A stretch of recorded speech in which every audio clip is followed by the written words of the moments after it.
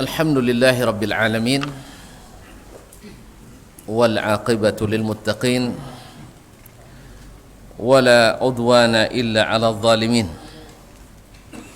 Ashhadu an la ilaha illallah wahdahu la syarika lah, waliyus salihin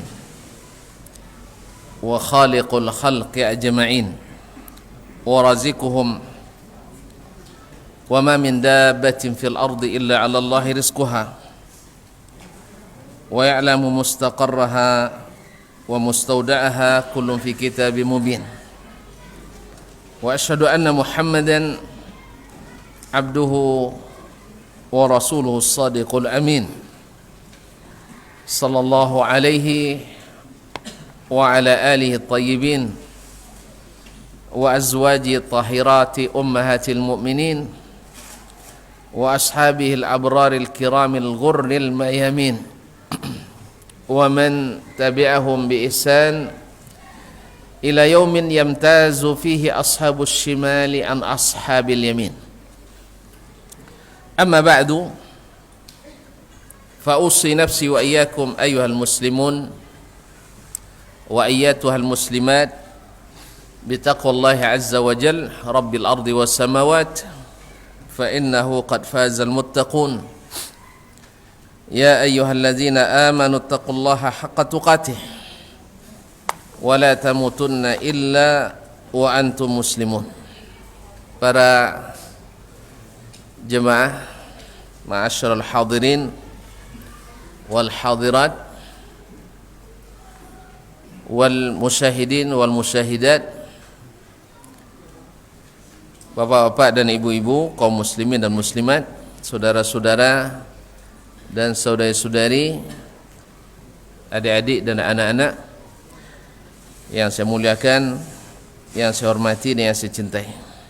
Alhamdulillah, Allah subhanahu wa ta'ala dengan rahmatnya mengizinkan kita untuk kembali melanjutkan silsilah majalis al-ilm, majalis zikir,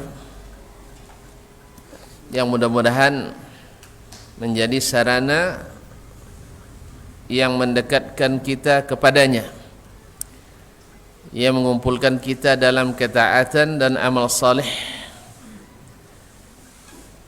Mudah-mudahan ini tanda syukur kita terhadap segala nikmat yang Allah berikan pada kita, sehingga dengan demikian nikmat yang sudah kita dapat kembali Allah tambah dengan tambahan yang berlipat-lipat.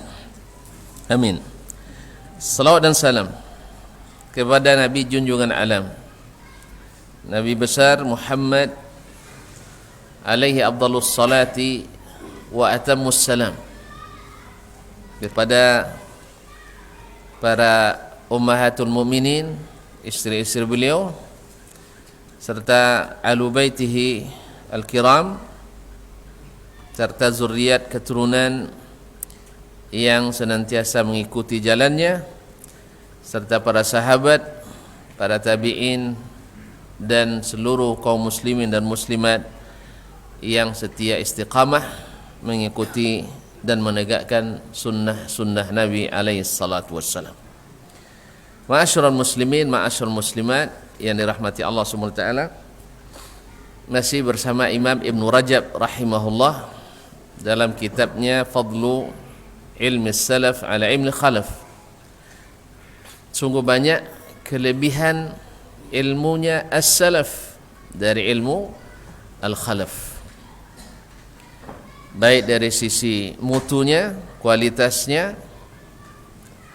otentisitasnya, maraji', referensi, masadirnya, sumbernya, serta manfaatnya, hasil yang ditimbulkannya. Karena bagaimanapun alat menentukan hasil. Kalau ilmu itu adalah alat, hasilnya adalah amal.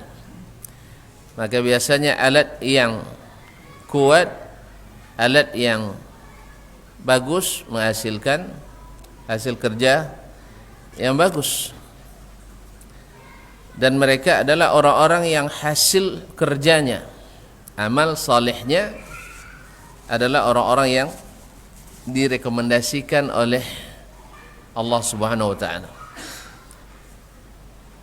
Pada pertemuan sebelum ini sebulan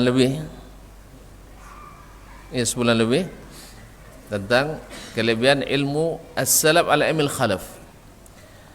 Beliau Ibnu Rajab rahimahullah taala menyebutkan tentang ilmu yang bermanfaat, yaitu yang nampak hasilnya pada sikap seorang yang berilmu. Karena ilmu itu walaupun banyak disuruh untuk menuntutnya, diminta kita untuk selalu menambah ilmu, tetapi lebih daripada itu adalah hasil daripadanya. Kemarin kita menukil perkataan Imam Abdurrahman Ibnul Qasim rahimahullah, qalilul ilmi ma'at taqwa kathir wa kathiruhu ma'a ghairi taqwa qalil. Sedikit ilmu tapi diiringi dengan takwa. Takwa mengamalkan perintah, meninggalkan larangan, meyakini berita, meninggalkan hayalan dan kira-kira. Itulah takwa. Apa kata Allah dan Rasul, langsung kita yakini dan langsung kita amalkan dan aplikasikan. Inilah yang takwa. Maka yang sedikit tapi menghasilkan takwa, nilainya banyak, ya tak? Tapi kalau banyak tak menghasilkan takwa, maka nilainya sedikit. Kemarin kita analogikan dengan sebatang sawit sekali panen 200 kilo dengan 2 hektar sawit sekali panen 200 kilo. Pilih yang mana? Mau sebatang kan? Lebih baik saya sebatang. Ini berlaku pada segala hal. Bahkan anak sekalipun, anak ada 10 tapi Allah musta'an, ya? Lebih baik 1 tapi Masya Allah. Tapi kalau bisa 10 Masya Allah. Nah inilah, semua kita pasti begitu kaum muslimin dan muslimat dirahmati Allah. Di semua aspek kehidupan kita akan melihat hasil dari apa yang kita dapatkan. Maka beliau mengatakan bahwa ilmu itu adalah al-khasyah. Karena Allah SWT mengatakan innama yakhshallaha min ibadihil ulama. Yang akan takut kepada Allah hanyalah di antara hamba-hambanya orang-orang yang berilmu, al-ulama, para ulama. Jadi pada asalnya ulama itu lebih takut kepada Allah dari yang bukan ulama. Ini hukum asalnya, bahwasanya seorang alim harus lebih daripada yang bukan alim. Sebagaimana kita hari ini, seorang insinyur arsitektur tentu lebih hebat daripada bukan tukang bubur. Arsitektur lebih hebat dari tukang kampung pada asalnya. Tapi kalau seandainya ancak lo kojo tukang kampung lepodo insinyur bangunan, apa nyawa?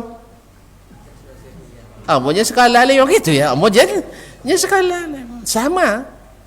Kalau sekarang anak kita tamat pesantren, kemudian anak yang lain tamat SMA. Nan SMA 5 kali sai ke musoji. Nan tamat pesantren ndak nampak di musoji dah. Mana aja?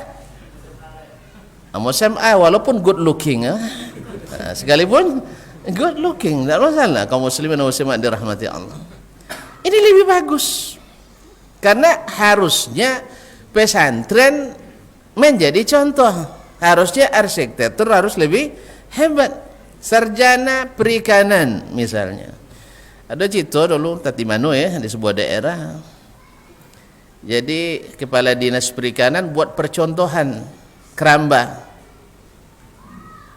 yang nak ikut programnya nak kena ikannya. Nanti buat orang kampung dah ikut program gadang. Hanya jengkuang bodoh. Kaum muslimin dan muslimat dirahmati Allah. Semangatnya gitu, semangatnya.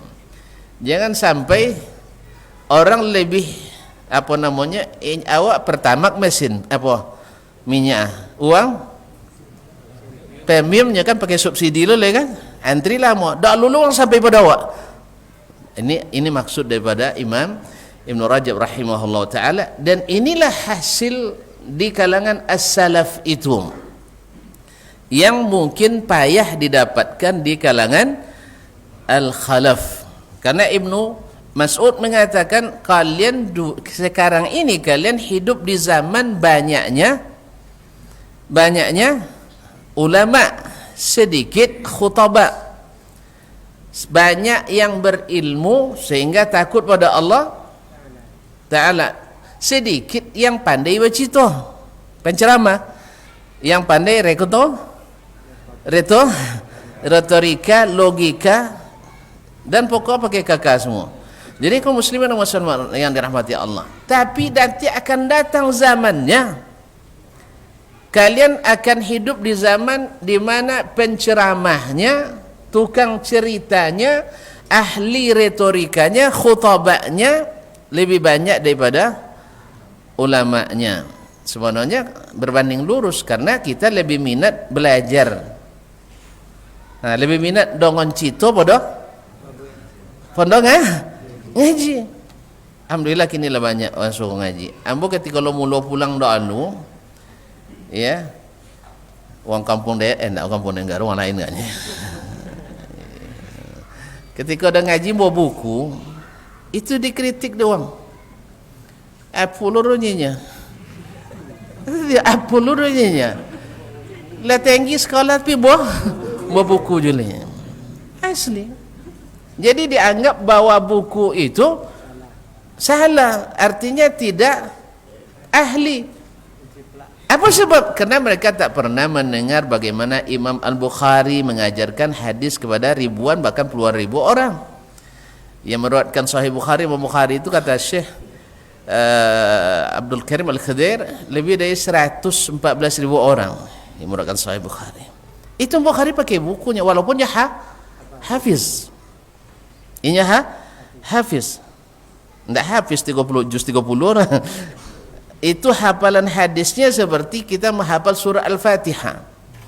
Bisa baca Al-Fatihah lihat balik? Sansang. Bisa masuk sansang? Hanya Imam Bukhari bisa deh baca hadis. Kalau di di toko-toko nomor 1000, nomor 1, insya-Allah balik deh ke asal seperti kita menghafal surat Al-Fatihah. Kalau sampai imam baca Alhamdulillahi Rabbil Alamin waladdallin, apanya jemaah kita? Tak subhanallah, woi bukan imam. Kalau Alhamdulillah Rabbil Alamin, so waladdalinnya salah tak? Aduh, tak tentu salah. Tak tentu salah. Tak ada. Macam itulah Imam Al-Bukhari hafalan hadis ya, tapi tetap pakai buku. Jadi setelah tentu dah ya dia perlu buku. Jadi kaum muslimin dan muslimat dirahmati Allah. Baik, kita lanjutkan di halaman 72 di cetakan ini. Bahwasanya perkataan sebagian as-salaf, man khasyallah fahuwa alim wa man asahu fahuwa jahil. Siapa yang takut kepada Allah, khasyah di sini artinya takut, bukan contoh takut kayak mau enggak, takut yang ada rasa cinta di dalamnya, rasa segan di dalamnya, hormat. Kalau takut kayak mau, kau dapat nak bunuh kan? Iya. Takut kayak mau, kau dapat nak? Iya nak. Ini bukan takut yang melahirkan cinta dan ingin mendekat kepada Allah Subhanahu wa taala. Itulah namanya khasyah. Nah, kalau tu contoh tonton takut kayak begini, ada takut kayak begini? Itu khasyah nomor. Iya. Enggak kasihan bersawat. Jadi takut artinya diiringi dengan cinta dan ingin dekat-dekat dengannya, itu khasyik. Makanya khasyitu ala zaujati, jadi saya takut nanti istri saya tersinggung atau bersedih atau berkecil hati dan sebagainya. Itulah lebih kurang. Tentu saja tingkat khasyah kepada Allah jauh lebih tinggi. Kaum muslimin dan muslimat dirahmati Allah. Tapi kalau takut ke imau lain, cik lain je kau dapat bunuh gitu kan. Ini bukan. Makanya itu khauf yang artinya yang sifatnya tabii, ini tidak. Yang diiringi dengan ilmu pengetahuan tentang Allah Subhanahu wa taala seperti yang akan dijelaskan oleh beliau. Maka siapa yang takut kepada Allah berarti dia alim, dia berilmu. Tidak mungkin lahir itu kecuali dengan ilmu. Nanti akan dijelaskan oleh beliau. Wa man asahu fa huwa jahil. Siapa yang durhaka kepadanya berarti jahil. Wa kalamuhum fi hadha al-ma'na atau fi hadha al-ma'na katsirun jiddan. Perkataan ulama salaf dalam masalah ini yang menjelaskan makna ini sangat banyak. Kemudian beliau lanjutkan, wa sababu dzalika. Apa sebabnya itu? Sebabnya apa? Anna hadzal ilma an-nafi' yadullu ala amrayni. Bahwa ilmu yang bermanfaat ini, kata Imam Ibn Rajab rahimahullah, menunjukkan dua perkara. Menunjukkan kepada dua perkara. Ahaduhuma atau ahadihima, boleh dua-duanya. Ahaduhuma ala ma'rifatillah wa ma yastahiquhu minal asma'il husna was sifatil ula wal af'alil bahira. Yaitu perkara pertama, ya, bahwa orang yang takut kepada Allah disebut berilmu. Karena apa? Karena ilmu yang dia dapatkan menunjukkan bahwa dia mengenal Allah Subhanahu wa taala dan mengenal apa yang berhak Allah dapatkan berupa nama-nama yang husna dan sifat-sifat yang ulia, yang tinggi. Al-asmaul husna, nama-nama yang indah dan baik. Kemudian al-sifatul ula, sifat-sifat yang tinggi, yang luhur.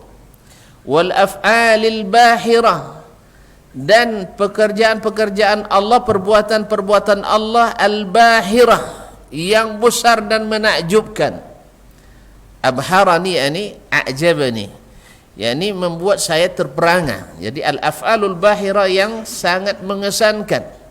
Coba lihat kaum muslimin dan muslimat dirahmati Allah SWT, bagaimana tidak berkesannya. Misalnya kaum Nabi Nuh tidak mau beriman. Berapa lama? 150 tahun. Makanya tuan-tuan, kalau andainya masyarakat dalam dakwah kita tidak bertambah-tambah orang beriman, macam itu je, maksiat bertambah, ya tahu, jangan bosan, karena tugas kita adalah menyampaikan, memberikan nasihat, berikan masukan. Walaupun untuk memberi masukan juga jangan masalah juga dong, ya nak?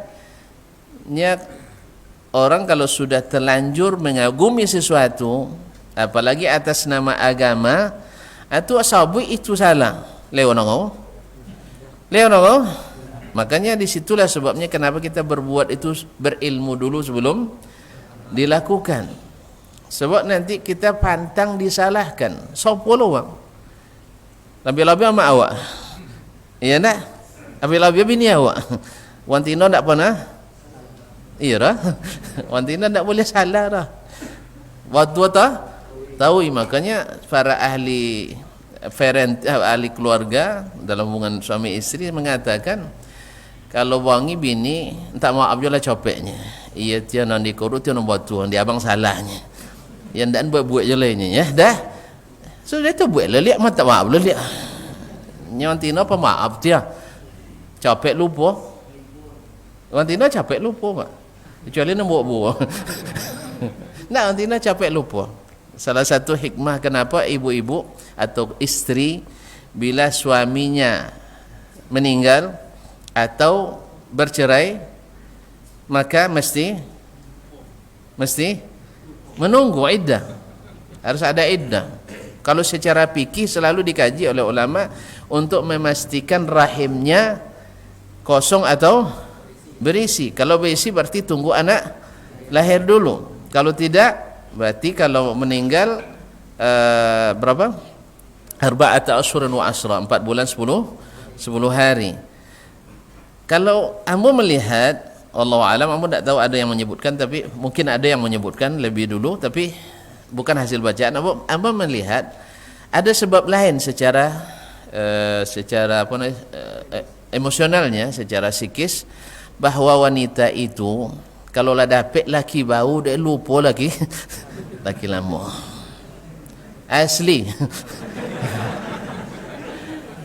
Iya pak, iya tanya ke ibu-ibu nak cari asli. Tapi kalau jantan walaupun lah 10 bini takkan aja. Makanya banyak orang jantan gilo jandu. Kayak jarang nggak nongol orang tino gilo duda, tidak ada gila duda. Maka istilah gila hanya gila janda. Gila duda nggak ada, atau hampir tidak jadi tamsil orang. Tapi kalau jadi gila janda, lain. Kalau dulu sampai manjik batang apunya.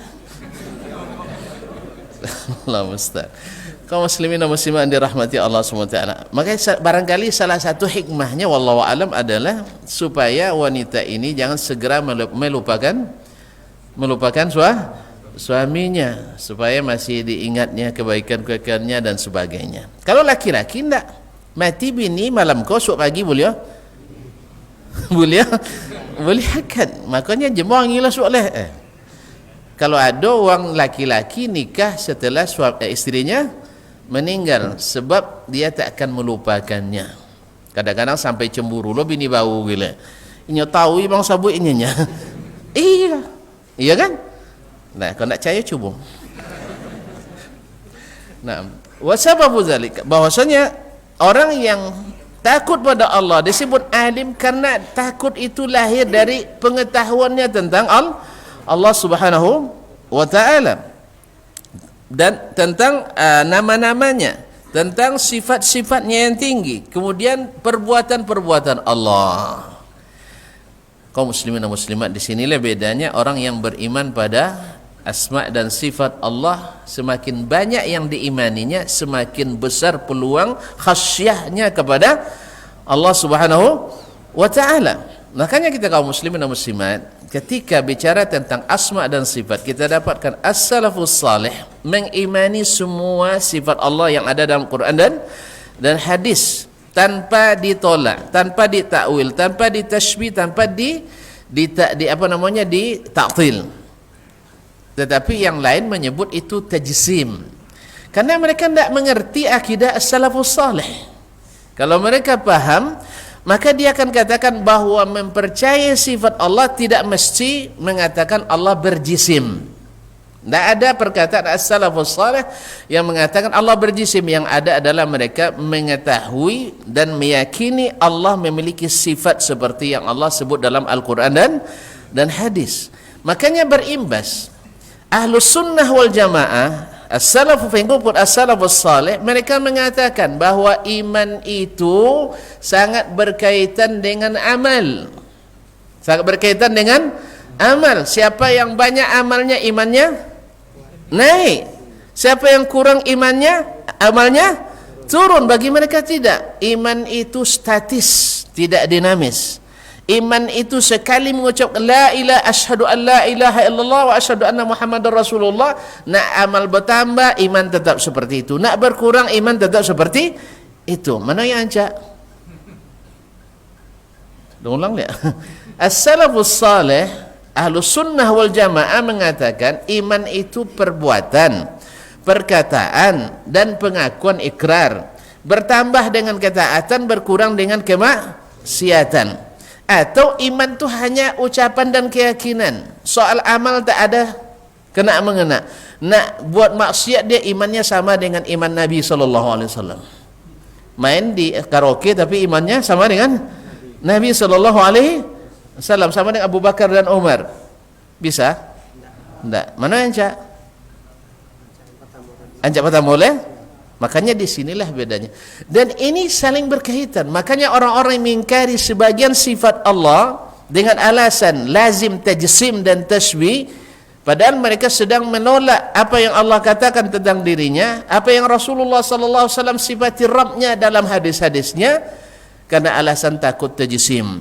Akhirnya di bab iman pun, di bab takdir pun mereka akan berbeda dengan Ahlus Sunnah wal Jamaah, bahwa mereka mengatakan bahwa iman tetap statis sejak awal diucapkan, tidak bawa-bawa.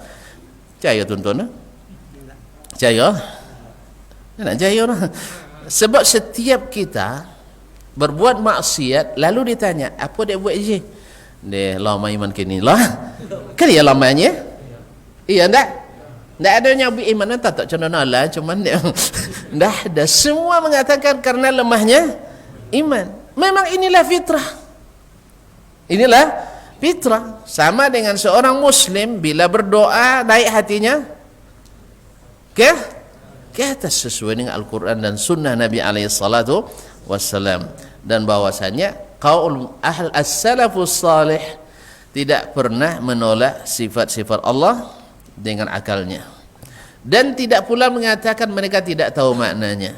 Yang tidak tahu adalah bagaimana kaifiat dan hakikatnya. Makanya tidak ada lazimnya tajsim seperti yang digelar oleh ahli bid'ah kepada ahli sunnah. Sekarang diambil gelar sunnah diambil dari ahlus sunnah. Ahlus sunnah itu adalah mereka yang pakai sunnah. Kalau mereka pakai logika ahlus sunnah masuk enggak? Yang ahlus sunnah itu apa arti? Ahli yang menguasai. Itu aja kojo ya tak? Dan ahli sunnah itu apa maksudnya? Iko ahli apa sih? Coba ahli pertanian, batani kojo ya. Ahli perkebunan bakabun. Ahli bacito, bacito tahu ini. Makanya ahli sunnah yang selalu pakai sunnah.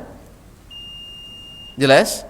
Makanya siapa yang selalu menghidupkan sunnah, baik dari keyakinannya, dari ibadahnya, dari muamalahnya, akhlak dan adabnya, sampai bagaimana Nabi SAW bertindak, bagaimana Nabi berbuat, bagaimana Nabi berjalan, bagaimana naik kendaraan, bagaimana Nabi tidur, itu yang dihidupkan, itulah ahlu as-sunnah. Tapi kalau sudah meninggalkan Allah dan Rasulnya dengan logika, lalu mengklaim itulah yang asli ahlu sunnah, sedangkan yang ikut sunnah tidak asli ahli asar, enggak. Nan sunnah aja cito enggak ahli sunnah lah. Nan bid'ah aja cito inja ahli masuk enggak. Kaum muslimin dan muslimat dirahmati Allah. Jadi itu ahlu sunnah adalah yang menghidupkan sunnah. Makanya ahlu sunnah berkeyakinan iman itu bertambah dan berkurang. Bertambah dengan ketaatan, berkurang dengan kemaksiatan. Kalau ahli yang selain itu, ahli bid'ah mengatakan, sebagian mengatakan tidak ada hubungannya antara iman dengan amal. Apa sebab? Sebabnya karena apa? Karena pengenalannya terhadap asma Allah dan sifatnya serta perbuatan Allah banyak yang disortir. Apa sebab? Apa disortir? Tidak sesuai syarat yang ditentukannya. Tidak sesuai dengan syarat yang ditentunya. Kadang-kadang syaratnya tidak mutawatir hadisnya. Ala mutawatir hadisnya lain syarat lain lah. Tak sesuai je pikiran inya. Lah sesuai je pikirannya. Alun je lah, adu je lah, batulak je lah. Jadi kaum muslimin dan muslimat dirahmati Allah, iman yang sesungguhnya itu adalah iman yang tanpa syarat. Iman tanpa syarat.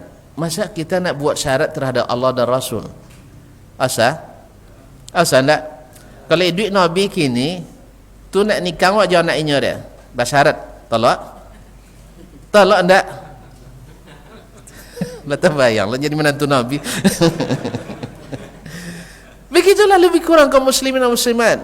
Makanya ketika ada seorang wanita Ansar yang dikirim oleh Nabi, seorang laki-laki Julaibib Ya, ketika sampai di situ orang tuanya tidak mau. Dengar oleh anaknya, ya abata, wahai ayah dan ibu, ini Rasulullah yang nyuruh, bukan orang lain. Jelas?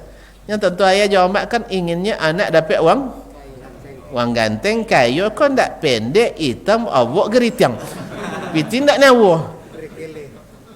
Antum tidak kenal mau nyerah. Tapi karena anak ini beriman, wahai ayah dan ibu, tidak maluan basu aja Rasulullah sallallahu alaihi wasallam. Ini mereka tantur cuma alun sampai tadi imannya cuma tadi lah. Tak kau nang jo dunia sekenek lah. Bapa lu coro ikon suwo kamai. Siapa banyak kau ganteng di Madinah kau ikut suwo kamai. Nya anak dia memang bukan cantik. Ini cantik lain cantik. Iya, betul-betul salihah, kemudian cantik dan anak orang kaya. Makanya kok musikin jadi saya sowan oleh. Iya aja. Doket-doket lah diri ke Allah Ta'ala dan tegakkan sunnah Nabi SAW. Mana tentu kok bazaki contoh. Bazaki contoh itu cuma masalahnya semalam tu mati lah salah. Syahidnya mati syahid. Akhirnya keberkahan nikah itu terasa oleh istrinya dan keluarganya setelah meninggal tadi. Banyak keberkahannya. Wallahu musta'an. Maka ikut Rasulullah sallallahu alaihi wasallam mendatangkan keberkahan yang luar biasa. Jadi kaum muslimin dan muslimat dirahmati Allah. Inilah yang namanya iman tanpa syarat. Bahwasanya apa yang dikatakan Allah dan Rasulnya pasti benar. Jadi pikir-pikir dulu lah. Jadi pikir-pikir kau ndak kianya Rasulullah dan Rasul pikir tak lagi pikirnya kau datang Rasulullah matnya kihanya pikir rabinya bisa gitu nggak bisa. Makanya hadirkan ketika kita mendengar hadis Nabi seperti Nabi sedang di hadapan kita, seperti Nabi yang berbicara kepada kita. Pikirlah Rasulullah kalau yakin dan ikutin, kalau tidak bisa. Makanya kaum muslimin dan muslimat, kalau ini disadari oleh para pemikir kita, para ahli logika kita yang mengikuti rasio dan pemikirannya, pasti dia tak berani melakukan ini. Sebab Nabi berbicara pakai bahasa Arab yang jelas dan menjelaskan. Makanya tidak ada sahabat yang bertanya lagi kepada Nabi, ya Rasulullah apa muqaswi igonya? Ya Allah di atasnya kan apa muqaswi igon? Tidak salah runya kan? Tak ada yang bertanya. Kenapa? Bahasa Nabi jelas. Jelas sudah lah. Baik, azan dulu. Silakan. A'udzu billahi minasyaitonir rajim. Bismillahirrahmanirrahim. هل أتى على الإنسان حين من الدهر لم يكن شيئا مذكورا إنا خلقنا الإنسان من نطفة أمشاج نبتليه إنا خلقنا الإنسان من نطفة أمشاج نبتليه فجعلناه سميعا بصيرا إنا هديناه السبيل إما شاكرا وإما كفورا إنا أعتدنا للكافرين سلاسل وأغلالا وسعيرا إن الأبرار يشربون من كأس كان مزاجها كافورا عينا يشرب بها عباد الله يفجرونها تفجيرا يوفون بالنذر ويخافون يوما كان شره مستطيرا ويطعمون الطعام على حبه مسكينا ويتيما وأسيرا إنما نطعمكم لوجه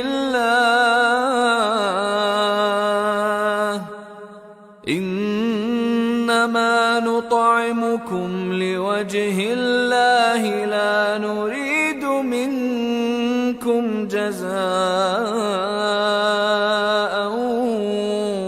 ولا شكورا إنا نخاف من ربنا يوما عبوسا قمطريرا فوقاهم الله شر ذلك اليوم ولقاهم نضرة وسرورا وجزاهم بما صبروا جنة وحريرا متكئين فيها على الأرائك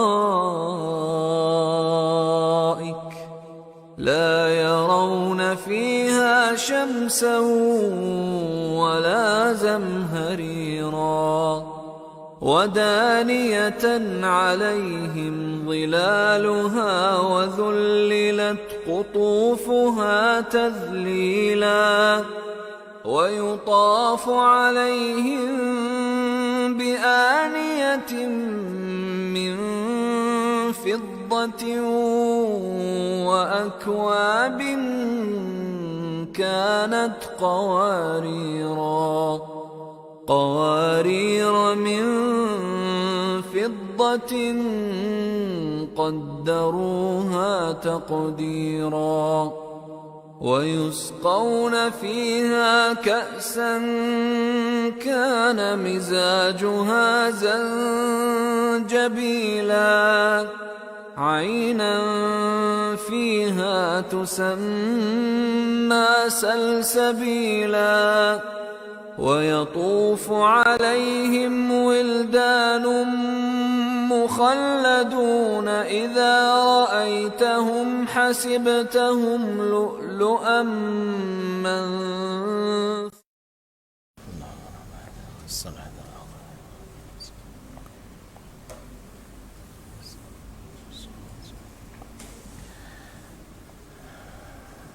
Assalamualaikum warahmatullahi wabarakatuh. Ma'asyiral muslimin, ma'asyiral muslimat rahimanillah wa iyyakum. Jadi kata Imam Ibn Rajab bahwa ilmu yang melahirkan khasyah itu dengan dua sebab atau dua perkara. Pertama, karena seseorang itu mengenal Allah Subhanahu wa taala. Semakin banyak ilmunya tentang Allah Subhanahu wa taala, maka semakin besar ketakutannya kepada Allah Subhanahu wa taala. Dan takut itu akan terimplikasikan kepada amal yang dia lakukan. Dia akan bersemangat untuk taat dan akan sangat hati-hati untuk berbuat maksiat. Baik, kemudian yang kedua, wadzalika, ilmunya tentang itu, tentang Allah Subhanahu wa taala, sifat-sifatnya, perbuatan-perbuatannya yang sangat menakjubkan itu, yang tidak bisa ditentang oleh siapapun itu, yastalzimu ijlalahu. Konsekuensinya dia pasti akan memuliakan Allah, ijlal, wa i'zamahu, dan mengagungkannya, wa khasyatahu, dan takut kepadanya, wa mahabatahu, yaitu segan kepadanya, segan kepada Allah Subhanahu wa ta'ala, ada haibahnya, wa mahabbatahu, dan cinta, wa raja'ahu, kemudian berharap wat tawakkula alaihi, serta tawakal kepadanya. Kemarin kita ketika belajar Riyadhus Shalihin, tawakal dengan yakin adalah dua mata uang yang tidak bisa dipisahkan. Yakin itu datangnya dari mana? Dari mengenal Allah Subhanahu wa ta'ala. Mengenal Allah dari mana? Dari ilmu yang Dia turunkan. Karena kita tidak punya alat untuk mengenal Allah, tidak dengan pikiran, tidak dengan perasaan, dan tidak pula dengan hasil labor dan uji coba, atau dengan termenung dan bersemedi, tetapi dia dapatkan dengan apa? Wahyu yang Allah turunkan. Sebagian orang kan pergi semedi ke Bukit Ciremai, dapat wangsit, bukan dapat wahyu. Sehingga hasilnya apa? Kadang-kadang menganggap dirinya menyatu dengan Allah Subhanahu wa ta'ala. Begitulah syaitan menyesatkan. Seperti kisah Syekh Abdul Qadir Al-Jilani ketika beliau berjalan di